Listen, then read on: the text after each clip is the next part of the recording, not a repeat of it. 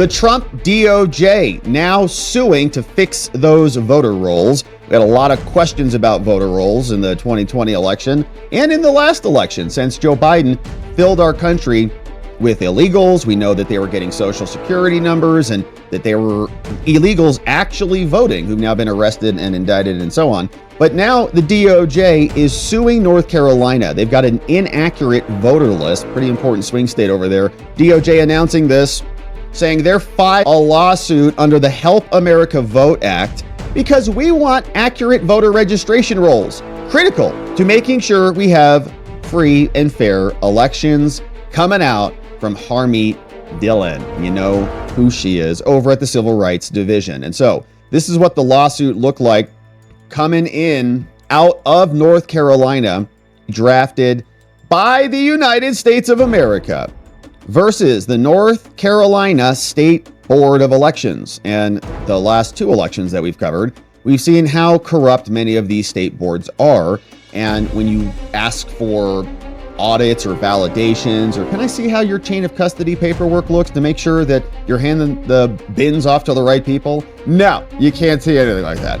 Go file a lawsuit, whatever. Okay, we'll do that. No problem. Here we are suing away. Here is what Harmeet and the DOJ are filing over in North Carolina. They say, all right, guess what, State Board? You're sued. The Attorney General of the United States is now bringing this HAVA claim against North Carolina. Here's why. Trump signed an executive order called 14248. The idea here is to preserve and protect American elections. We want to make sure that elections are being held in compliance with federal laws to prevent against illegal voting, unlawful discrimination, fraud, error, suspicion, and more. Now, the election integrity issues raised in this action are a core component of federal election laws, and we have to enforce them. Now, the cornerstone of public trust is free and fair elections. There's a compact between a state and its citizens, that's us, to ensure that only eligible citizens can vote in the elections. Now, North Carolina and the state board over there have failed to maintain accurate lists in the North Carolina computerized statewide voter registration systems in violation of the law, and they're undermining the sacred trust that the people of North Carolina have placed upon them. Now, Congress created HAVA, and it's been around for a while. In fact, in 2001, they said that what we got to do is have a computerized voter registration database to make sure everything works well. The benefit of this is we can track movement of people from one jurisdiction to another. And there are minimum standards that must be met in order to be in compliance with HAVA. For example, a voter registration application for an election may not be accepted or processed by the state unless we got the driver's license number. If they don't have that, the social. We got to validate your lawful status. How do you do that? Generally through a driver's license, because the state will validate that. You get a license if you're a citizen or lawful permanent resident. Other states will hand them out similarly, but they're looking for some mechanism to validate. If an applicant has not been issued a current or valid driver's license or social, then the state must assign a special voter registration number. Now, the rules say that states utilize a unique number. That is part of the minimum standards. You can't just write your way around that. But in violation of this, the state of North Carolina, they used a voter registration form that did not require a number. Wow.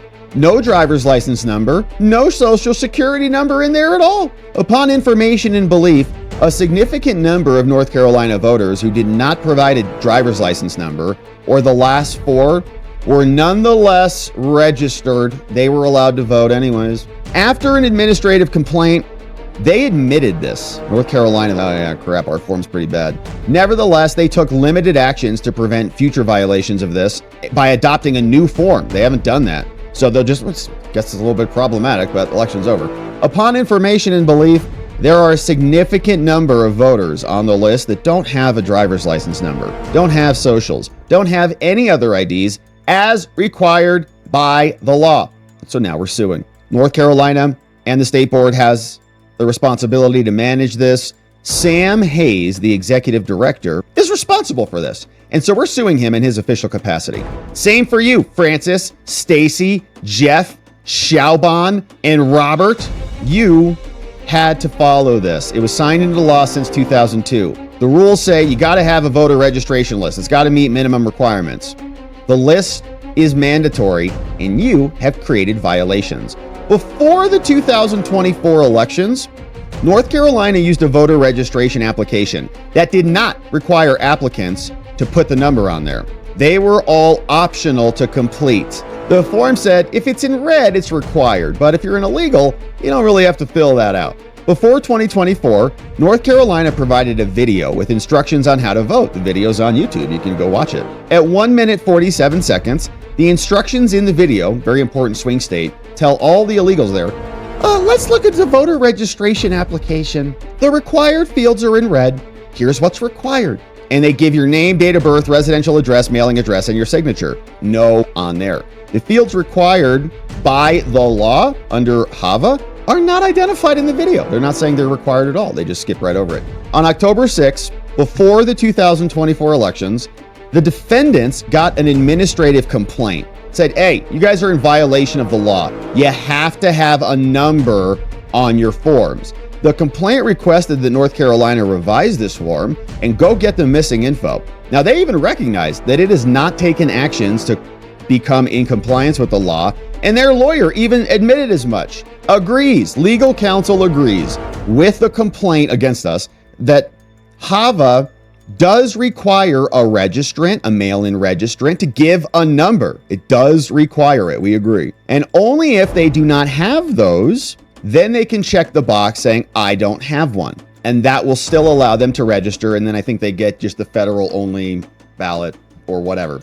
Now, Mr. Cox acknowledged that the voter registration forms appeared to make this required section optional. So it happens that we were already in the process of revamping this, and we're going to have new forms shortly. We've been working on this for quite a while, but it's confusing to make it mandatory. This is one of the items we're looking at already. Yeah. So after 2024, after they try to steal North Carolina. So we think that our recommendation would be for the board to formally direct the staff to make the change and prepare to do so very shortly. And for some of these voters, because the way the form was, they just may not have submitted it. They thought it was optional. And so he even acknowledged that even if a voter was later asked to provide ID and a number, county elections would not necessarily even update their records, stating, yeah, it doesn't happen automatically. So like, even if we go get it, our records are bad. He also declined to verify the accuracy of the allegation. They said, looks like from our numbers, you got 200,000 bad records. That's a lot of bad records. 200,000? What was the margin there? It's 11,000 votes. That's small. Well, I don't know that the number is accurate, end-all be-all number of people who did not comply with HAVA. I don't think it is, because we know just by doing some spot checking how actually populated this was. He advised to decline to implement or the remedy that was recommended.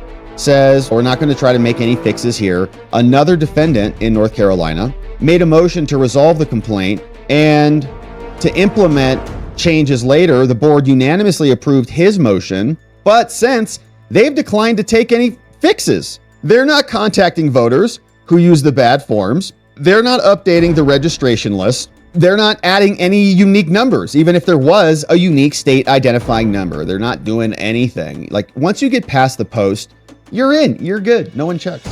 Instead, through their oral motion and written order, they've stated, we have intent to ask the election officials to update the state registrations with missing info, and they've conceded it's only going to be done on an ad hoc basis. They say, totally ridiculous. This is in violation of federal law. You provided instructions illegally. You said that it wasn't required. It obviously was. You didn't give anybody unique numbers. You acknowledge your own violations, and you say, we're working on it.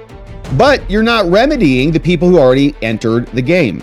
As a result of the failure to do this, there are a significant number of voter registration records that are illegal. The failure of the defendants, the state, to take timely actions to ensure all of this is a violation of the law. And unless and until ordered to do so by this court, they are not going to do anything to fix this. So we need you, court, to come in and make them do it. Declare that they are not in compliance with the law and stop them from failing to comply with the requirements of HAVA. And also make sure that they are preventing people with bad registrations from coming in and order them to remedy the violations that have been articulated here. That includes the following. Contact everybody and say, give me your driver's license number and update your record. If you don't have a driver's license number, we want your social. And if you don't have that, we want the regular ID that's provided to you. Within 30 days, we want sworn certifications of everybody that this was done.